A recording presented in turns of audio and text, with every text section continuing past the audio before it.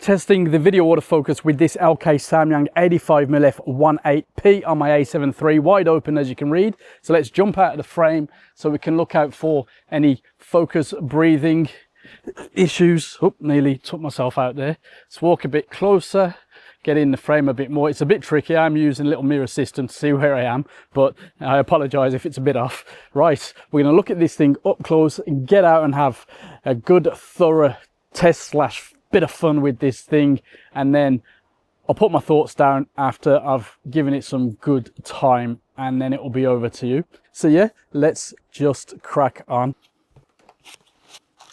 And it's the usual, fair enough. Let's get all this out of the way and look at the lens itself. Rather plasticky, weighs 272 grams, AF/MF switch, no aperture ring, well textured manual focusing ring, which is fine. It's all a little bit plasticky, cheapy feeling, but we'll see how we get on. Usually have good experience with this brand, so there we go. We've got USB-C for firmware, no stated weather resistance. Let's roll that off a moment. Snap cap there, 62mm filter size, STM focusing, closest focusing 80 centimeters, magnification ratio 0.12. Now, as you see, as we said, no aperture ring, but it's a 1.8 to 22, and I use the control ring on my A7 III to deal with that. There we go. 28.6 degree angle of view, 9 diaphragm blades, 9 elements in 8 groups. What more do we need to say? That is how it looks. That is what's what spec wise. Let's get out and have a good play with this thing. You know the crack. Let's just get on with it.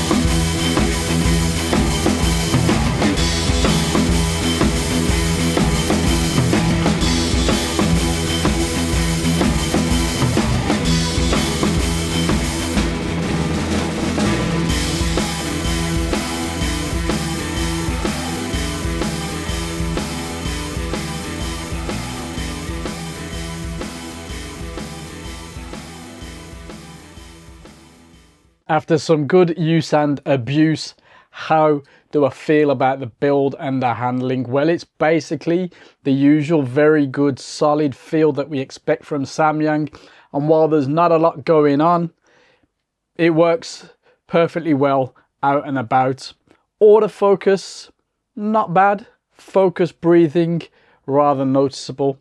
As expected, we're not getting the top end out of this, but overall no surprises. It's perfectly usable. It's nice, light, simple, and should last a good while and fit a travel kit nicely. But what about the all-important image quality?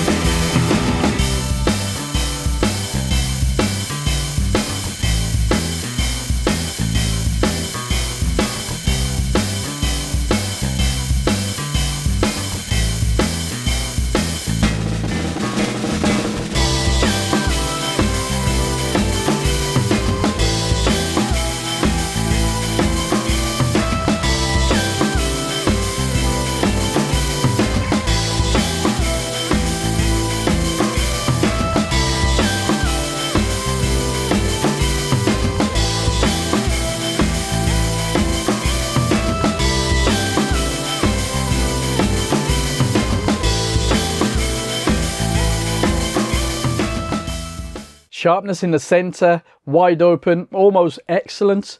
Edges not so good. Close-up sharpness actually is pretty decent. It was a nice surprise. Overall, stop down to around 4, 5, 6 to see the best edge-to-edge performance. Color rendering, not bad. Possibly leaning to the warmer side of things. Contrast is excellent. Chromatic aberration, barely noticeable, and distortion, basically minimal. Vignetting, at least to my eyes, my testing, non-existent. Ghosting, flare, very well controlled too. Now that most personal of aspects to image quality, bokeh, is somewhat busy, imperfect, typically better with smoother textures than specular highlights, but overall I think the image quality is pretty good, give or take the colors maybe rendering a little different, needing a bit of a tweak, and the bokeh being a bit funky. The IQ has definitely grown on me over the weeks that I've been using this lens, so thumbs up.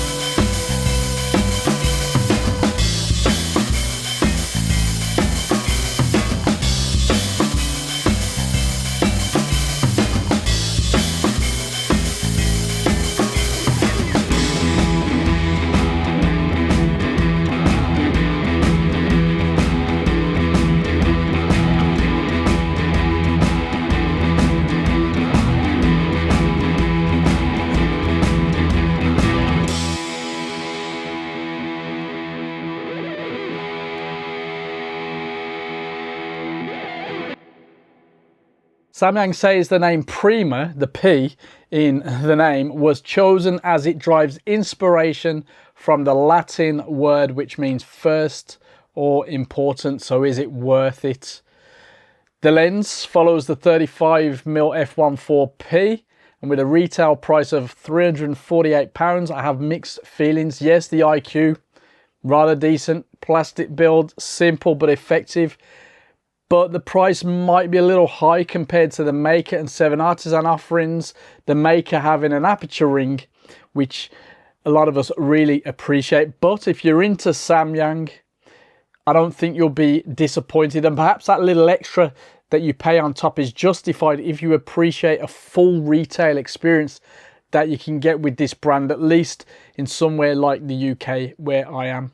So yeah, what do you think? Let us know in the comments, and I'll see you there.